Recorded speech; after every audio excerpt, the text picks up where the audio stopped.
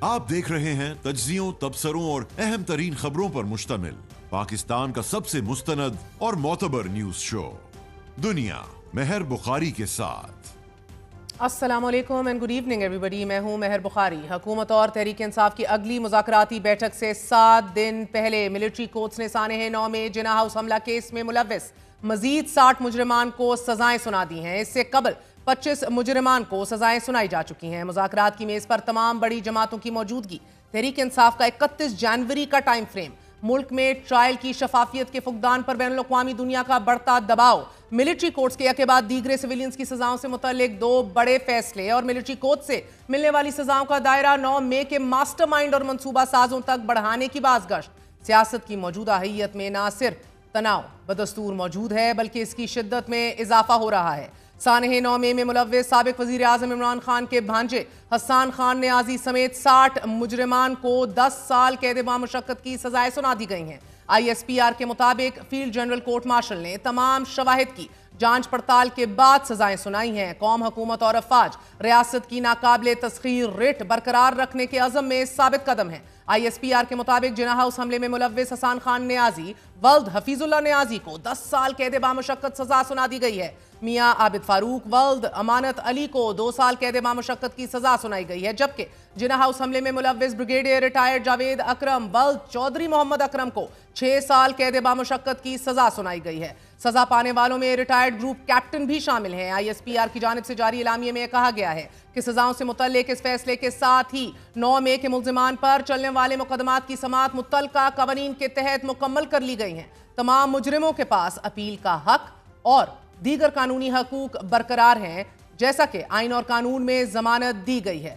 नाज़रीन, तहरीक इंसाफ का यह मानना है कि इन सजाओं के खिलाफ अपीलें दायर की जाएंगी और इनफरादी तौर पर भी इन सजाओं के खिलाफ अपीलें दायर होंगी। इस वक्त GHQ हमला केस में अदालतों की जानिब से कमोबेश तमाम 116 मुल्जिमान पर फर्द जुर्म आयद हो चुकी है और आज ही रावलपिंडी की इंसदाद दहशतगर्दी अदालत ने जलाओ घिराव के मुकदमे में मुसलसल अदम हाजिरी पर वजीर आला खैबर पख्तूनख्वा अली अमीन गंडापुर को इश्तिहारी करार देने की कार्रवाई भी शुरू कर दी है। आज इमरान खान से मुलाकात के बाद अलीमा खान ने मीडिया से गुफ्तगू के दौरान इमरान खान का पैगाम दिया। इमरान खान का कहना है कि मैं हाउस अरेस्ट में नहीं जाऊंगा, सब कैदियों को रिहा किया जाए, अगर मुझे जेल में रखना है तो रख लिया जाए। इमरान खान का कहना है कि मिलिट्री ट्रायल में लोगों को सजाएं इसलिए दी गई कि वो 9 मई को ओपन ट्रायल कर ही नहीं सकते।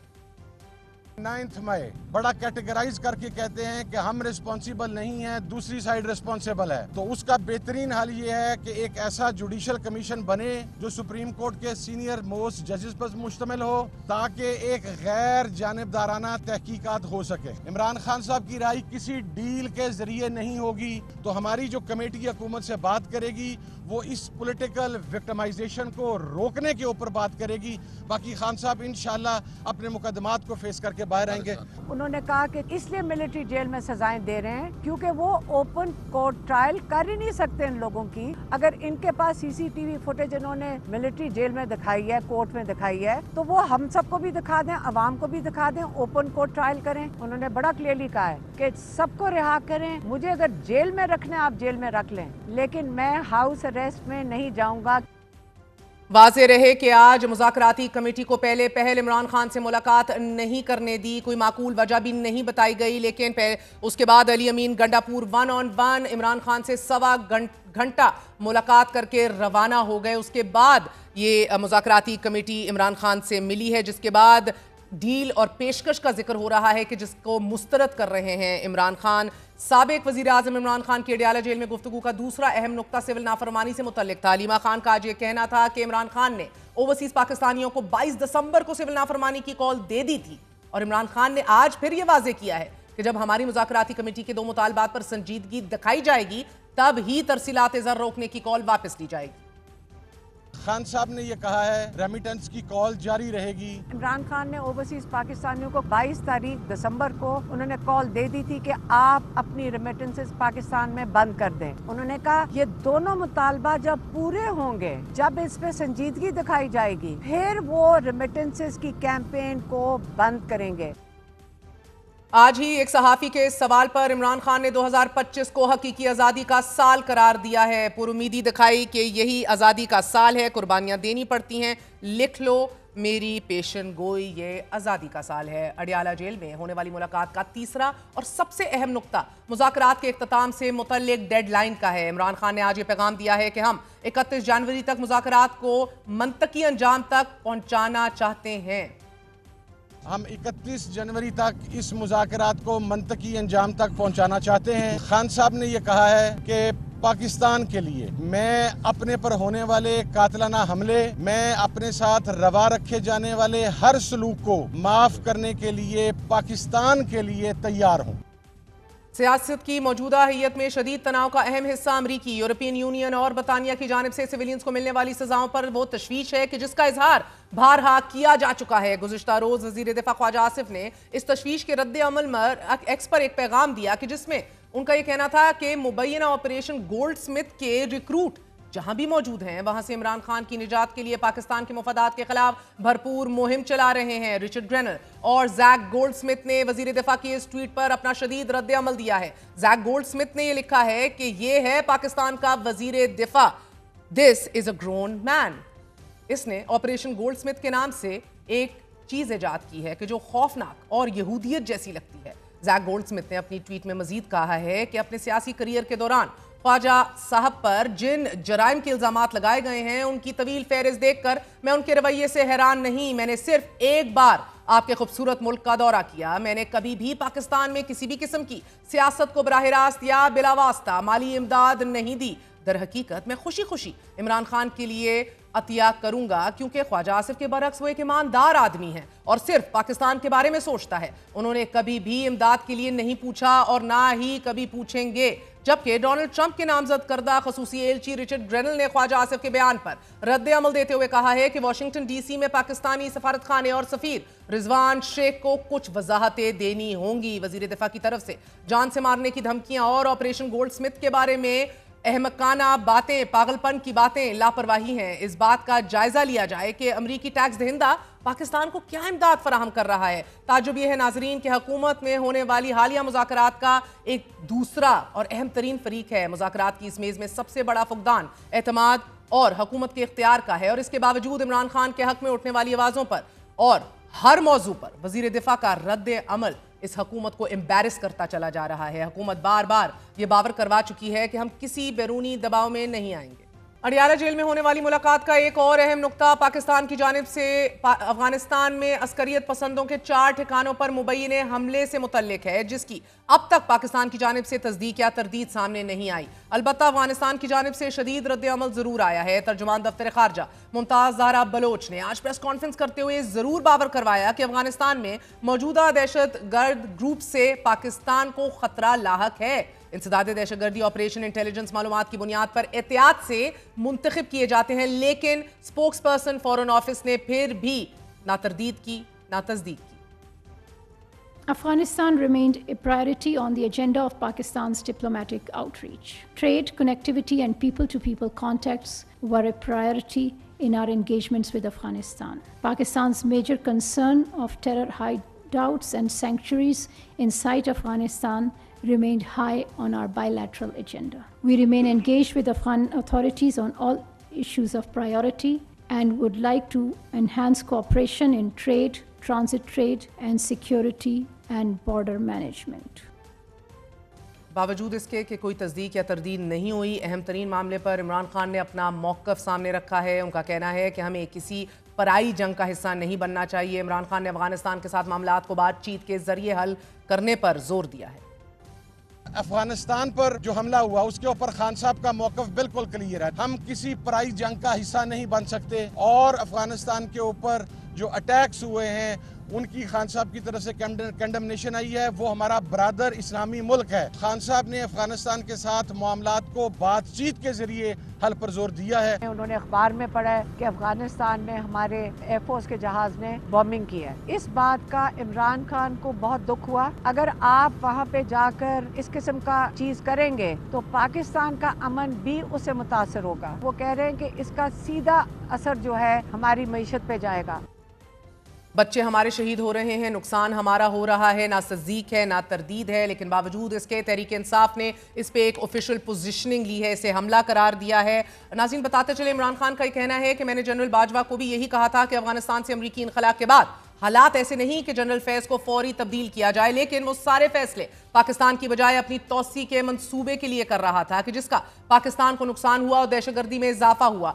वाज़े रहे कि DGISI नदीम अंजुम कह चुके हैं कि इमरान खान ने खुद जनरल बाजवा को तोसी की पेशकश की थी। मिलिट्री कोर्ट से 85 अफराद को सजाएं, साथ ही मौजूदा तनाजुर में क्या मुज़ाकरात, सजाएं, सिविल नाफरमानी, डेडलाइन, सख्त रवैये साथ साथ चल सकेंगे। बात करेंगे, हमारे साथ वजीर इत्तलात अता तारड़ साहब मौजूद हैं। अता साहब, बहुत बहुत शुक्रिया साथ देने का। पहले पहल फरमाए दीजिएगा, ऐसी क्या पेशकश या डील की ऑफर की है आपने तहरीक इंसाफ को कि वो अक्सर इमरान खान साहब मुस्तरद कर रहे हैं कि ना हाउस अरेस्ट कबूल करूंगा ना ही जेल मुंतकली KPK कबूल करूंगा? देखिए, मैं ये समझता हूं कि या तो बता देते कि ये डील किसने दी, कौन ये पैगाम लेके आया, उसकी क्या ब्रॉड टर्म्स एंड कंडीशंस थी। मेरा ख्याल है सियासी नाकामी के बाद एक नया बयानिया बनाया जा रहा है कि पहले हम कोई गुलाम है का बयानिया बनाया गया, जिस तरह अमर बिल मारूफ का बनाया गया, मजहब कार्ड को इस्तेमाल किया गया, तो अब डिफाइंस का एक बयानिया बनाया जा रहा है। देखिए, ये तो मुंतकली का तो सवाल ही पैदा नहीं होता। इसका जिक्र बड़ा दिलचस्प है क्योंकि पहले तो कमेटी को, मुज़ाकराती कमेटी को अंदर नहीं जाने दिया और कोई माकूल वजह भी नहीं बताई गई। अब तकरीबन कोई 1.25 घंटे अली अमीन गंडापुर साहब 1-on-1 अकेले मिले इमरान खान साहब को और बाद 3:15 बजे कमेटी को अंदर जाने दिया गया और बाद में भी ये बयानात सामने आए हैं। तो पहले भी अली अमीन गंडापुर साहब चाहे मोहसिन नकवी से हो या मुक्तदर हलकों से हो, मुझे भी इंटरव्यू में उन्होंने कहा कि एट द वेरी टॉप आला सतह तक मेरे राब्ते हैं। तो अगर पॉलिटिकल स्टेबिलिटी के इवज अगर ये ऑफर किया जा रहा हो कि जिसका जिक्र या जिसको पब्लिकली कह रहे हैं कि काबिल कबूल है ही नहीं, तो ये खारिजुल इम्कान तो नहीं होगा। मैं समझता हूं कि ये एक बयानिया बनाया गया है और ये पॉलिटिकल फेस सेविंग के लिए, एक अपने आप को डिफाइंड शो करने के लिए और शो करने के लिए कि जी हम तो पॉलिटिकली बड़े स्ट्रांग खड़े हैं, हम तो किसी बात पे नहीं मान रहे। तो ये कोई डील ना ऑफर की गई है ना ढील ऑफर की गई है। और अगर देखिए वो किन बुनियादों पे की जाएगी, केसेस इनके कोर्ट ऑफ लॉ में हैं, वो अदालतों ने उनके फैसले करने हैं, तो फिर डील देने वाले हम कौन होते हैं या कोई भी इनको डील किस बात की देगा? पे दर पे रिहाई के बाद इनको चाहिए बार बार जो नए केसेस बन जाते हैं, बार बार वापस कस्टडी में ले लिया जाता है, बार बार जेल मुंतकिल कर दिया जाता है। ये सिलसिला तो कहीं ना कहीं इसके अंदर बहरहाल एग्जीक्यूटिव का बिल्कुल हाथ है, तो ये तो रुक सकता है। मगर अब इंटरेस्टिंग बात यह है कि तारड़ साहब 36 दिन की डेडलाइन शुरू हुए जाती है आज के दिन से। 31 जनवरी का वक्त दिया है कि उसके अंदर अंदर जो कुछ होना है वो हो जाए, वगरना फिर डायलॉग और मुज़ाकरात आर ऑफ द टेबल। 31 जनवरी की डेडलाइन PTI आपको दे रही है और इसी के एन बीच में डोनाल्ड ट्रंप भी हल्फ ले लेंगे, मगर उस पर बाद में आते हैं। देखिए, इन्होंने जिसको हाथ लगाया है, जिससे हाथ मिलाया है, ये उसको ले डूबे हैं। आप साकिब निसार साहब से ये तारीख शुरू करें, जनरल फैज़ हमीद तक आएँ और उसके बाद भी बहुत सारे ऐसे नामवर लोग हैं कि जिन्होंने अपना मफाद इनके मफाद के साथ अलाइन किया और वो बेचारे बिल्कुल जो है वो फारिग हो गए इस मामले से। तो देखिए, ये डेडलाइन आफ्टर डेडलाइन से फ़र्क कोई नहीं पड़ता। कई डेडलाइंस आई, एक्सक्यूज मी कई डेडलाइंस आई और कई डेडलाइंस गई। कभी कहा जी ये डेडलाइन ना मीट हुई तो हम सिविल डिसोबीडियंस शुरू कर देंगे, बड़े शौक से कीजिए। कभी कहा कि अगर रिहा ना हुए तो हम जेल ब्रेक कर देंगे। कभी कहा कि जी हम लश्कर लेके जो है वो वहाँ पहुँच जाएंगे अडयाला। तो देखिए, इनकी डेडलाइंस मैटर नहीं करती। एक तरफ मुज़ाकरात चल रहे हैं और वो देखिए वसीतर कौमी मफाद में चल रहे हैं, इस मुल्क के लोगों की खातिर है, इस मुल्क की इकॉनमी की खातिर है, पॉलिटिकल स्टेबिलिटी की खातिर है। मगर उसका कतन ये मतलब नहीं है और उसको मिसकंस्ट्रू ना किया जाए कि वो इनकी रिहाई के लिए या इनको कोई जेल में मजीद कोई रिलैक्सेशन देने के लिए है। उसका कतन ये मकसद नहीं है। आपकी हुकूमत और आपके इत्तेहादी जो है, आप लोग अपने आप को 31 जनवरी तक महदूद रखने के ऊपर कोई जोर नहीं समझेंगे, कोई ऐसी लटकती तलवार अपने ऊपर हावी नहीं होने देंगे। ये किस पोजीशन ऑफ अथॉरिटी से या किस मॉरल अथॉरिटी के तहत ये डेडलाइंस दे रहे हैं? या तो इनकी इतनी स्ट्रीट पावर होती कि लाखों बंदा सड़क पे होता और ये कहते कि जी ये लाखों बंदा तब तक घर नहीं जाएगा जब तक रिहा नहीं करेंगे, वो मामला है नहीं इनका। अपने सूबे में भी लोग इनसे बददिल होते जा रहे हैं, बदजन होते जा रहे तो हैं। आपको लगता है कि आप पोजीशन ऑफ स्ट्रेंथ से ये डायलॉग कर रहे हैं? पोजीशन ऑफ स्ट्रेंथ में पीटीआई नहीं, आप लोग हैं।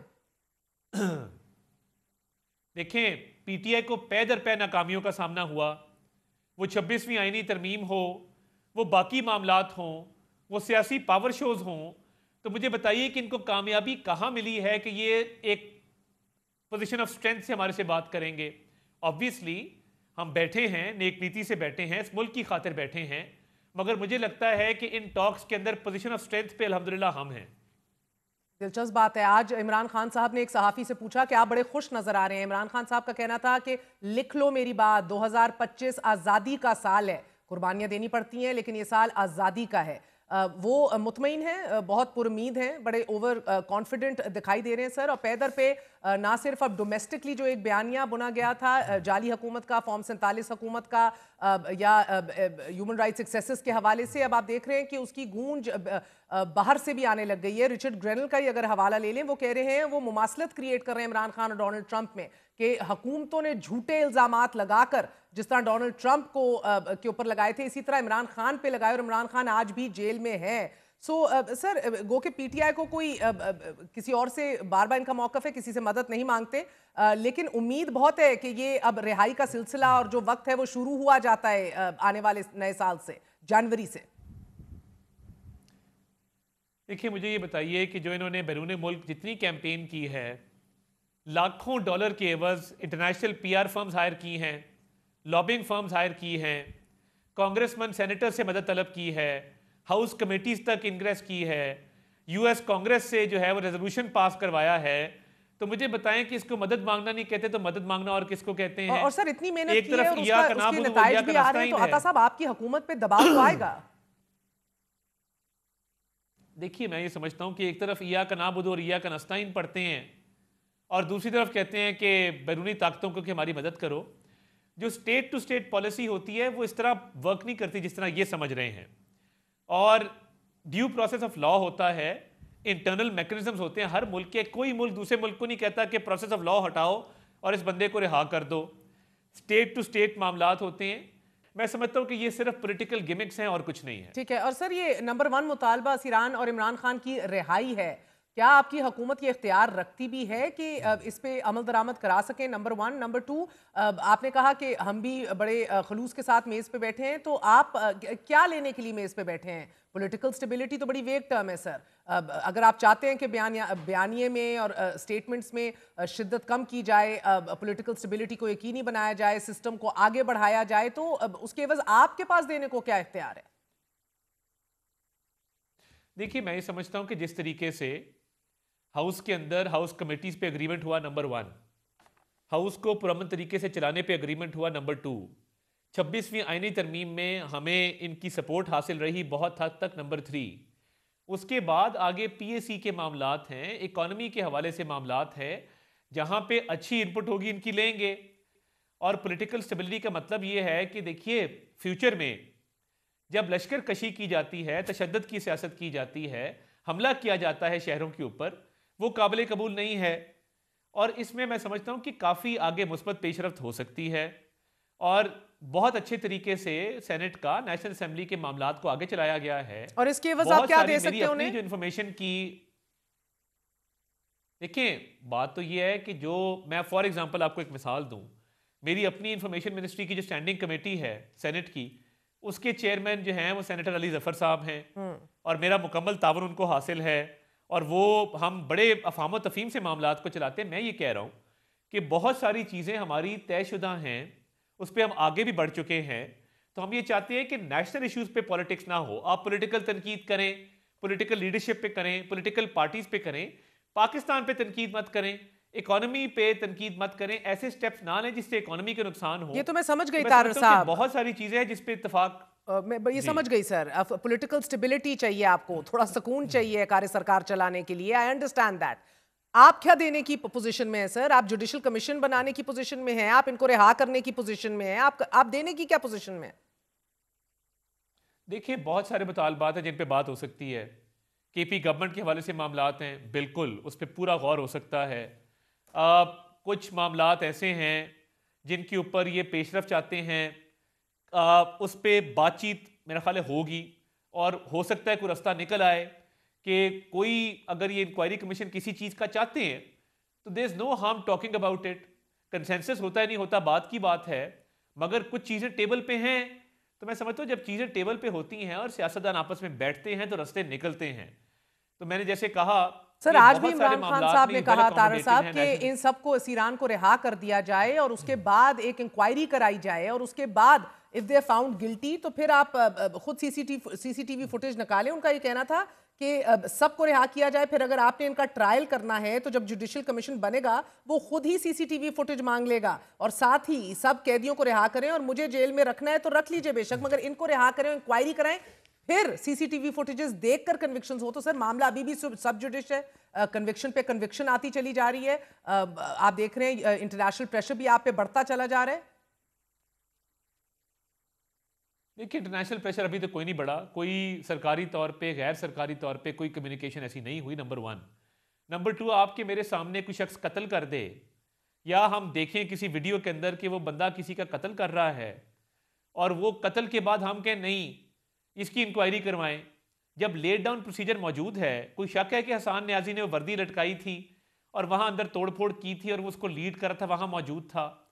देखिए ये डाउट क्रिएट करना मौजूद है आपके लिए, एक हफ्ते के अंदर फैसला देने की पाबंद हैं, इसीलिए स्पेशल मौकों के लिए एंटी टेररिज्म कोर्स और एक मैं अर्ज करता हूं आप रेलवे पे ट्रैवल कर रही हो, वहां पे कोई जुर्म सरजद हो जाए तो उसकी कॉग्निजेंस रेलवे पुलिस लेती है। कोई ड्रग्स का खुदा ना खास्ता मामला हो जाए तो एंटी नारकोटिक्स फोर्स के थाने में, जिस तरह राना सनाउल्लाह पे पर्चा हुआ था, वहां पे पर्चा होता है। हर एजेंसी, हर इदारे का एक मैंडेट है under the law and constitution of Pakistan. जो लोग टेररिज्म की एक्ट के तहत आते थे उनका एटीसी में ट्रायल हुआ, जो बिल्डिंग्स में एंटर किए, वर्दी की बेहुरमती की, शोदा की बेहुरमती की, उनके मुजस्मों की अंदर आग लगाई, तोड़फोड़ की, वो आइडेंटिफाइड हैं और वो मिलिट्री कोर्ट्स के एक्ट के तहत उसकी कॉग्निजेबल ऑफेंस है। तो ये नहीं हो सकता कि रेलवे स्टेशन पे या रेलवे में एक जुर्म सरजद हो और उसकी इंक्वायरी एंटी नारकोटिक्स फोर्स करे। ये नहीं हो सकता कि मंशियात का मुकदमा हो तो एफआईए उसकी इंक्वायरी करे, एंटी नारकोटिक्स ना करे, और साइबर क्राइम का मुकदमा हो तो पटवारी उसकी इंक्वायरी कर रहा हो। तो देखिए ये तो साबित है कि ये जितने लोग 60 अब और 25 पहले, ये 85 लोग जियो टैगिंग, इनकी लोकेशन, इनकी पोजीशन, इनके तमाम वीडियोस, ये कहां थे, क्या कर रहे थे, वो सब चीजें साबित हुई हैं। राइट टू फेयर ट्रायल दिया गया है, right to a lawyer, right to access to record, right to family, right to appeal, और एब्सेंशिया में कोई ट्रायल नहीं होगा। ये तमाम चीजें इंटरनेशनल कॉवेनेंट्स के तहत और लोकल लॉज के मुताबिक सब कंप्लायंट है। तो ये नहीं हो सकता कि आपकी मनमर्जी चले और आप जो कहें वो मान लिया जाए। जो कानून की खिलाफ वर्जी हुई है वो उसी कानून के तहत ट्राई होगी जिस कानून के तहत वो खिलाफ साहब, अगर आप इजाजत दीजिए, इधर मसला ये है कि दोहरे मेयार देखे गए हैं। मुराद रास के लिए एक मेयार है, यास्मीन राशिद के लिए दूसरा मेयार है।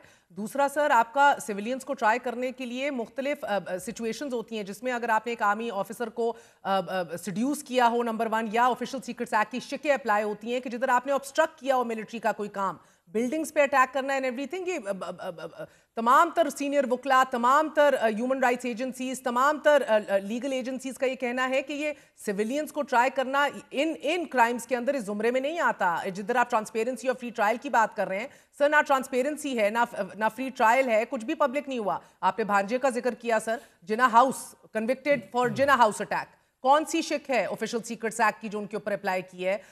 कौन सी उनके ऊपर दिफात अप्लाई हुई हैं? किस जुर्म के तहत, किस कानून के तहत उनको अंदर रखा गया? There is no transparency here sir, so at least don't say कि इसमें ट्रांसपेरेंसी है। देखिए, आप ये कह सकते हैं कि ये हो रहा है क्योंकि ये जी, अगर तो लॉयर डिनाई किया, मुझे आप बता दें कि राइट टू लॉयर नहीं दिया गया, right to access to record नहीं दिया गया, फैमिली से मुलाकात का और फैमिली के प्रेजेंट होने का राइट नहीं दिया गया, राइट टू अपील डिनाई किया गया है, एब्सेंशिया में ट्रायल, आपकी बात मान लेता हूं। मगर देखिए, कल को खुदा ना खास्ता हमारी न्यूक्लियर फैसिलिटी की बिल्डिंग पे कोई अटैक कर दे तो आप कहेंगे ये तो कुछ भी नहीं है, ये तो बिल्डिंग पे अटैक किया है। मैं ये नहीं कह रही सर, तो ये तो न्यूक्लियर मैं बिल्कुल ये नहीं कह रही सर, मुझे प्लीज मेरी बात को गलत ना समझिए सर। मेरी ट्रायल के अंदर आपको नहीं, मेरी अर्ज सुन लें जी। फॉर एग्जाम्पल जिस रात कोर कमांडर हाउस पे हमला हो चुका था, कोर कमांडर हाउस कब्जे में लिया जा चुका था और लाहौर में फॉर्मेशन जो है वो तितर बितर थी। खुदा ना खास्ता अक्रॉस द बॉर्डर से अटैक आ जाता तो मुझे बताएं हम कहां स्टैंड करते?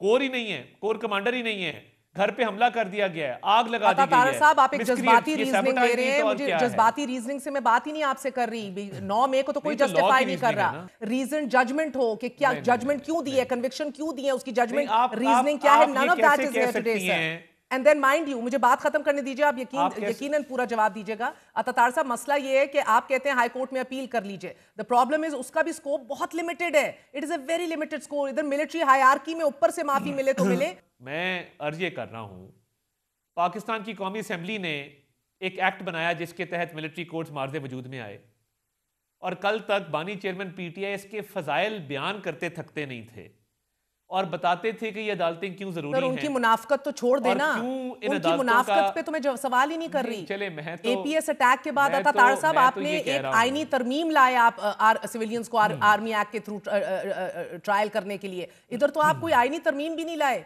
जुडिशरी को कंट्रोल करने के लिए आईनी तरमीम आ जाती है, मगर सिविलियंस के ट्रायल को जस्टिफाई करने के लिए आईनी तरमीम नहीं आती। इधर सब जुडिस से मामला सर, कन्विक्शंस आ रही हैं।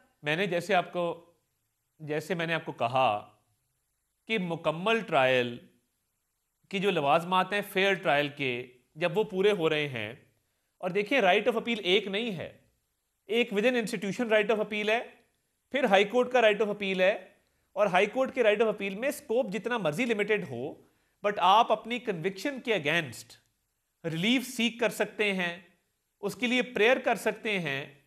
तो मुझे ये बताइए कि कोई बंदा वर्दी जला दे, आग लगा दे कोर कमांडर हाउस को, डिफेंस इंस्टॉलेशंस को, और उसके बाद उसको ट्राई किस एक्ट के तहत किया जाए? ATC वालों को PPC अलहदा इसलिए किया गया। नहीं, एटीसी कवर ही नहीं करता उसको। एटीसी तो उसको कवर करेगा कि जिसका जुर्म उतना था जितना उसने किया, जो ट्रांसग्रेशन हुई, और जहां पे मिलिट्री इंस्टॉलेशन किसी के घर के अंदर घुस के, और वो भी एक दिफाई इदारे का सरबराह है पूरे लाहौर रीजन का, आप तोड़फोड़ करें, आप उसके घर को टेक ओवर कर लें, कब्जा कर लें, तो फिर कल को तो मेरा ख्याल है सारे एक्ट खत्म कर दें, एफआईए का एक्ट भी खत्म कर दें, एफआईए की अदालतें, नैब की अदालतें भी खत्म कर दें, एंटी नारकोटिक्स की भी अदालतें खत्म कर दें, तो फिर तमाम बाकी अदालतें भी बंद कर दें। स्पेशलाइज्ड लॉज इसलिए बनाए जाते हैं कि जो ऑलरेडी एग्जिस्टिंग लॉज हैं वो ना काफी होते हैं सिचुएशन को डील करने के लिए। जैसे मैंने आपको रेलवे की एग्जांपल दी, नारकोटिक्स की एग्जांपल दी, एफआईए की एग्जांपल दी, अकाउंटेबिलिटी की एग्जांपल दी, इसी तरह मिलिट्री कोर्ट्स हैं, तो मिलिट्री कोर्ट्स के अंदर इनको पूरा राइट ऑफ फेयर ट्रायल दिया गया है। और सर देखिए आप कंपेयर कर लें दुनिया के ममालिक के साथ, सर दुनिया के ममालिक में, यूरोप के अंदर, यूएस के अंदर, मुझे बताइए खुदा ना खास्ता यही अटैक किसी ने वहां पे यूएस में किया होता, उनके मिलिट्री हेडक्वार्टर के बाहर, या यूके में किया होता, या उनका टेक ओवर कर लिया होता उनकी मिलिट्री बिल्डिंग को, तो यू कांट इमेजिन उसके क्या कॉन्सिक्वेंसेस होते हैं। I agree with you sir, I agree with you. Speaker की चेयर पे जूती रख के बैठने वाले शख्स को 15 साल कैद की सजा सुनाई है। स्पीकर की चेयर पे कुर्सी रख के बैठने वाले सर, मैं तो आपसे इस बात पे इत्तेफाक करती हूँ, अमेरिका तो हमारे लिए कहीं भी सर एक यार्ड स्टिक नहीं है किसी चीज के लिए भी। एक जेनोसाइड को सपोर्ट कर रहा है। आप देख रहे हैं कि ग्वांतानामो बे क्यूबा के अंदर अपने ही लॉज को अवॉइड करने के लिए काम कर रहे होते हैं। So I am not saying that. मैं बहरहाल हमने रैटिफाई किया हुआ है ICCPR, उसके ऊपर हमें याद दहानी कराई जा रही है। हमारा GSP+ जो है स्टेटस, उसकी याद दहानी कराई जा रही है। बट ये हो रहा है, सो दैट मीन्स कि सर ये जो प्रेशर आ रहा है, जो कमेंट्स आ रही हैं, यकीनी तौर पे हमारी रियासत इसको एब्जॉर्ब कर रही है। गोइंग फॉरवर्ड मुझे एक बात बताइए, क्या इमरान खान का भी ट्रायल मिलिट्री कोर्ट्स में होते देख रहे हैं आप? देखिए ये डिपेंड करेगा कि जो एविडेंस आई है उसके मुताबिक 9 मई की जो मास्टरमाइंड होने के हवाले से, मंसूबा साज होने के हवाले से अदालत क्या डिसाइड करती है, और ये लीगल प्रोसेस ने, प्रोसिक्यूटर ने डिसाइड करना है। ये मैंने डिसाइड नहीं करना, ना किसी और ने करना, ना एग्जीक्यूटिव का इसमें रोल है। अगर उनको लगा कि वो रोल मास्टरमाइंड का, मंसूबा साज का है, जो मेरे मुताबिक मुझे लगता है, तो वो लीगल प्रोसेस को फॉलो करते हुए ये काम करेंगे।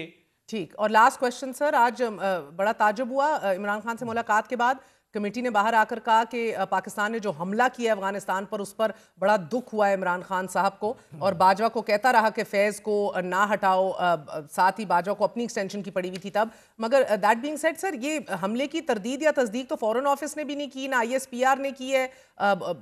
इल्ज़ाम ज़रूर आया अफगानिस्तान के हवाले से। आप वज़ीर इत्तलात हैं इस हुकूमत के, ऐसी कोई कार्रवाई हुई है? देखिए, इस पे मैं समझता हूँ कि ये फॉरेन ऑफिस का डोमेन है और उनको जब मुनासिब लगेगा वो इसकी तस्दीक या तरदीद करने के लिए वो कॉम्पिटेंट फोरम है। तो जब वो बात करेंगे इसके ऊपर तो उसको बिल्कुल ज़रूर उस पर हम आगे लेके चलेंगे, बट एक कॉम्पिटेंसी जो है ये फॉरेन ऑफिस की और ISPR की है। बहुत बहुत शुक्रिया तार साहब आपके वक्त का, always a pleasure. Very short break, we gonna be right back.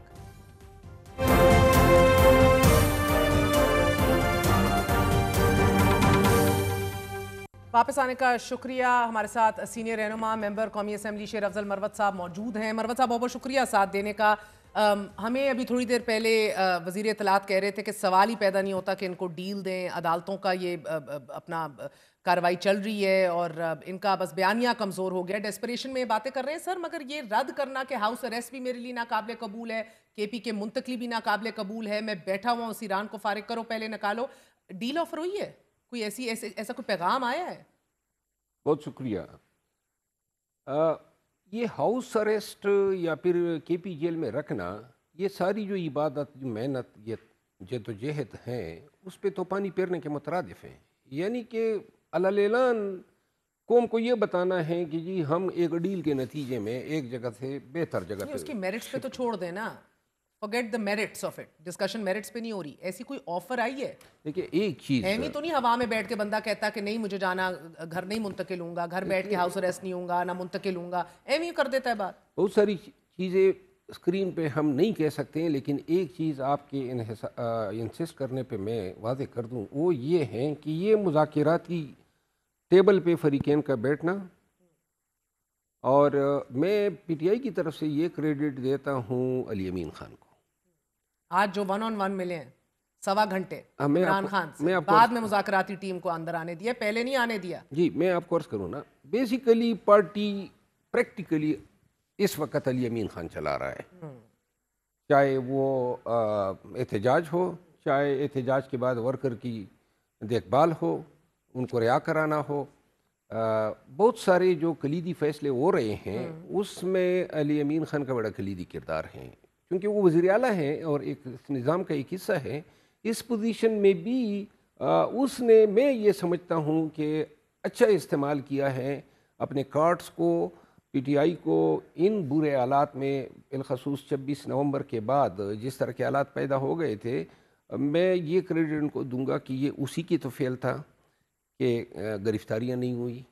बिलखसूस आपको पता था उन पे बुशरे भी। अच्छा, उनका क्रेडिट भी अपनी जगह, कोई तो पैगाम लेकर गए हैं जो 1-on-1 मिले हैं और मुज़ाकराती टीम के साथ नहीं मिले, कोई तो ऐसा बंदोबस्त किया था जो मुज़ाकराती टीम को कोई माकूल वजह दिए बगैर कहा कि आप इंतज़ार कीजिए, आप नहीं जा सकते, गंडापुर साहब पहले जाएंगे। देखिए, तो पैगाम तो कोई ऐसा होगा ना सर। मैं आपसे ये जानना चाह रही हूँ, क्योंकि पसे पर्दा भी एक और साइमल्टेनियस डायलॉग चल रहा है, गुफ्तगू शनीद हो रही है, which is always the case of course naturally. देखिए, क्योंकि उनका ये मानना है कि आप पोजीशन ऑफ वीकनेस पे हैं, आपको क्यों देंगे कुछ, अभी बात हो रही थी उनसे। हमको ये, देखिए, आपको अंदाज़ा है कि वीकनेस पे अगर हम होते तो ये हम पे तरस का के हमारे साथ बैठे होते। जो भी बैठे हुए हैं, कोई पैगाम दिया है कि पॉलिटिकल स्टेबिलिटी इंश्योर करें, बयानात में शिद्दत की कमी लाएं तो हम आपको हाउस अरेस्ट में डाल देते हैं, जेल से निकाल देते हैं। Is this something which has been conveyed? पहले जो कन्वे हुआ था वो तो 20 दिसंबर को, पहले भी छोड़ दें सर, मुझे अभी की बात बताएं। मैं पहले की बात इसलिए कि वो भी पहले भी हुआ था कुछ इस तरह का, पहले कि 20 दिसंबर को खान को छोड़ेंगे अगर आप संजानी पे ठहर जाएं, कहा था ये एक कमिटमेंट बाकायदा तौर पे फॉर्मली यही इस पे कि संजानी में बैठ जाओ, 20 जनवरी को इमरान खान रिहा हो जाएगा, इस पे एग्री हुए थे।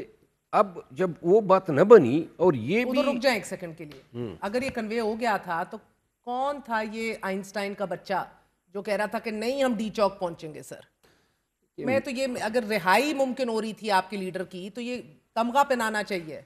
ये जो दो लोग गए, चेयरमैन बैरिस्टर गौर और बैरिस्टर सैफ, इसके अलावा तीसरा शख्स में नॉमिनेट हुआ था जिन्होंने इनके साथ जाना था, लेकिन मुझे अंदेशा ये था कि अगर खान बात न मान गए तो ये मुझे जेल से गिरफ़्तार कर लेंगे, क्योंकि फिर पार्टी की तरफ से जो है वो तोहमत लगती है कि जी कोई फरमाइशी गिरफ़्तारी हुई। तो मैंने इसलिए फिर मैं इनके साथ नहीं जा सका। ये मैं कन्फर्म करता हूँ, मैं पहले भी इंट्रोड्यूस में कह चुका हूँ, 20 दिसंबर को खान को रिहा करना था और 4-5 दिन संजानी पे रह के कोई जलसा करके। तो यस सर, माजरत के साथ अब मैं आपको बाद में जो हुआ उस के हवाले से आज पहली दफ़ा खान साहब को जो है क़यादत ने अपनी गुजारिशात जो हैं पेश की है, क्योंकि कुछ अरसे से बयानात इस तरह आ रहे थे जैसे क़यादत जो है पार्टी की वो नाकामी की ज़िम्मेदार हैं, जो कि कतई गलत था और मैं इसकी तस्दीक करता हूँ। बयानात और फिर खान साहब की तरफ से भी बयान आए जिससे जो है बड़ी ही बेचैनी पार्टी के अंदर महसूस हो रही थी। आज जो मुलाकात हुई है उसमें एक, खान ने क़यादत पे मुकम्मल एतमाद का इज़हार किया है, नंबर 1। नंबर 2, बिलखसूस उसने अली अमीन ख़ान के किरदार को सराहा है। क्यों सराहा है? जो 20 दिसंबर की रिहाई खान की होनी थी वो उसमें मेन किरदार जो था वो अली अमीन ख़ान का था। ये भेजा जाना, वापस आना, ये मुज़ाकरात 20 दिसंबर की रिहाई, 20 दिसंबर की रिहाई, नंबर 1। नंबर 2, अभी आज जो उनकी मुलाकात हुई है, सिर्फ इतना मैं कह सकता हूँ क्योंकि मेरी अपनी लिमिटेशन है कि खान जो है वो जेल भी शिफ्ट नहीं होगा और खान जो है वो हाउस अरेस्ट भी नहीं होगा, खान रिहा होगा। और खान, आपको ऑफर कौन कर रहा है जेल में घर शिफ्ट होना या केपी के शिफ्ट होना? ऑफर कौन कर रहा है? ऑफर जो हैं 2 चैनल्स हैं। एक तो हुकूमत के साथ मुज़ाकरात पे हमारा बैठ जाना और उनका भी एग्री कर जाना, और इन मामलात को 2 तारीख और 3 तारीख को बहुत सारी चीज़ें सामने आ जाएंगी। लेकिन वो अगर हमारे साथ बैठे हैं तो पूरी तमाम जो उनके पस पुश्त हैं उनकी रजामंदी से बैठे, एस्टैब्लिशमेंट की गो अहेड से बैठे। एग्जैक्टली, उनकी गो अहेड से बैठे हैं। बल्कि एस्टेब्लिशमेंट की ज़्यादा ख्वाहिश थी इनसे कि जी ये सियासी कुव्वतें बैठ के अपने टिवार्स डिसाइड करके फिर हमारे साथ बैठ के एक कोई हल निकाल लें। इसमें कोई शक नहीं है। ये विल जो हैं, ये ख्वाहिश जो हैं, अब सियासी कुव्वतों की तमाम की है, एस्टेब्लिशमेंट की भी है। अब दूसरी बात ये है कि खान का फ़ैसला आना था मंडे को, जो मौखर हुआ, और ये एक जस्टर ऑफ गुडविल था। फिर इतना मैं कह सकता हूँ, जेस्चर ऑफ गुडविल था कि अभी नहीं आया, कि मौखर कर दिया है। मौखर कर दिया। अब कितने दिन और मौखर कर लेंगे? 36 दिन तो रह गए जो आपने 31 जनवरी की डेडलाइन दे दी है। आज के 5 दिन गिन लें, 31 जनवरी के 36 दिन का काउंटडाउन है। ये गुडविल एक्सटेंड होगा? अगला भी अब 6 जनवरी को एक्सपेक्टेड है फैसला, फिर मौखर हो जाएगा। मेरा ख्याल है कि अब जो एक हेल्दी एनवायरनमेंट बन गया है तो लिहाजा ये भी कमाल हेल्दी एनवायरनमेंट है सर। आपके 85 लोग कन्विक्ट हो गए मिलिट्री कोर्ट से, आपको हेल्दी एनवायरनमेंट लग रहा है? अच्छा, ये जो आज की कन्विक्शन है ना, इस पे मैं कुछ कहना चाहता हूँ, लेकिन अगर यही आपका, क्योंकि वो इससे अलग एक मौजू है। बिल्कुल वही कह रही हूँ, तो आप नथी नहीं कर रहे, डायलॉग अलग चल रहा है और ये कन्विक्शंस अलग चल रही है। हम ये समझते हैं और बल्कि मेंटली इस चीज़ पे तैयार भी हैं कि अगर कोई सज़ाएं इन द मीन टाइम आ भी रही हैं, हमने फिर भी डायलॉग को जो है तर्क नहीं करना है। और आज जो ये फ़ैसला आया है, उस फैसले में आपको हैरत हुई होगी, कुछ ब्रिगेडियर्स भी सज़ा पा गए हैं। ब्रिगेडियर रिटायर्ड भी, भांजा भी खान का। हाँ, और अभी जो रिएक्शन आया था बैनुल अक़वामी बिरादरी की तरफ से पहले वाले कन्विक्शंस पे, उसको यकसर बुला के इन्होंने सेकंड ट्रांचे को सज़ा दे दी। अब इसमें अपील की कोई रेमेडी नहीं है। मिलिट्री हायर अप्स पे कर सकते हैं मगर वहाँ पे हाई कोर्ट में मगर बड़ी लिमिटेड स्कोप है। लेकिन जो सुप्रीम कोर्ट के फैसले हैं, कॉन्स्टिट्यूशनल कोर्ट के, कि उनके अल्टीमेटली ये केसेस लैंड होने हाई कोर्ट में और फिर हाई कोर्ट से सुप्रीम कोर्ट जाने हैं। ये आज का जो मिलिट्री ट्रिब्यूनल का फैसला है वो जिस तरह होते हैं ना, वो गन एंड कैरट, यानी कि मीठा मीठा और कड़वा कड़वा मिला के ताकि थोड़ा सा लिवरेज हासिल किया जाए। बहुत सारी चीज़ें शायद इन्होंने मुज़ाकराती टेबल पे पीटीआई से लेने की डिमांड करनी है, और यूँ जो है ये खान का फ़ैसला मौखर किया जाना, ये फ़ैसला आना, ये सारी चीज़ें जो हैं, एक चीज़ हमें अब मैं कह सकता हूँ सेफली कि खान इन मुज़ाकरात के नतीजे में बशर्ते कि ये मुज़ाकरात का पहला मरहला मंतकी अंजाम तक पहुँच जाता है, क्योंकि कुछ ऐसी रुकावटें हैं, कुछ क़ुव्वतें ऐसी हैं सियासी में भी जो उन लोगों को निशाना बना रही हैं जिन्होंने इन मुज़ाकरात के शुरू करने में, मिसाल के तौर पे स्पीकर जिसको फवाद चौधरी साहब के भाई फैसल चौधरी मरियम नवाज ग्रुप कह रहे हैं कि ये ना मुज़ाकरात कामयाब हो। मगर hold your horses for a second sir, दो बातें, बुरा ना मनाइएगा, मुझे लग रहा है कि आप एक पैरेलल यूनिवर्स में रह रहे हैं और खान की अडियाला जेल में एक और यूनिवर्स है जिसके अंदर वो कह रहा है कि इन असीरान को रिहा करो, ये कन्विक्शंस हम नहीं मानते, जुडिशल इंक्वायरी करो, सीसीटीवी फुटेज निकालो और उसके बाद ट्रायल्स करो जो जो करने हैं। आप कह रहे हैं ये बैक वक्त साथ साथ साइमल्टेनियसली चल रहा है, मुज़ाकरात भी चलाएंगे। वो कह रहा है मुज़ाकरात में चलने ही नहीं दूंगा अगर असीरान एक हफ्ते में रिहाई का सिलसिला शुरू ना हुआ। 31 की आज आप लोगों ने डेडलाइन दी है, एक महीना 36 दिन आप लोग अब उम्मीद कर रहे हैं कि चीज़ें आगे बढ़ेंगी। मुझे नहीं समझ आ रही आप मुख्तदर हलकों के हवाले से इतने पुरुमीद क्यों हैं। आपने आखिरी ISPR की स्टेटमेंट पढ़ी है जो पहली कन्विक्शंस के ऊपर आई है, 25 मुजरिमान को जब कन्विक्ट किया गया है। पॉलिटिकल दहशतगर्दी वाली सोच, आई मीन तमाम तर बात जो है वो मास्टरमाइंड इमरान खान की तरफ इशारा कर रही है। सो मास्टरमाइंड जिसको वो करार देते हैं, देखिए ISPR के जितने भी प्रेस रिलीज जारी हुए हैं उसमें अमूमन हमेशा हमारे लिए एक थ्रेट रहा है, ये किया वो किया, इल्ज़ामात भी रहे हैं, साथ में थ्रेट भी रहा है। लेकिन इन मुकदमात को पूरी कौम और दुनिया और हम सब समझते हैं इनकी कानूनी हैसियत क्या है। ये जो आज सजाएं हुई आपके समझने से क्या होता है सर?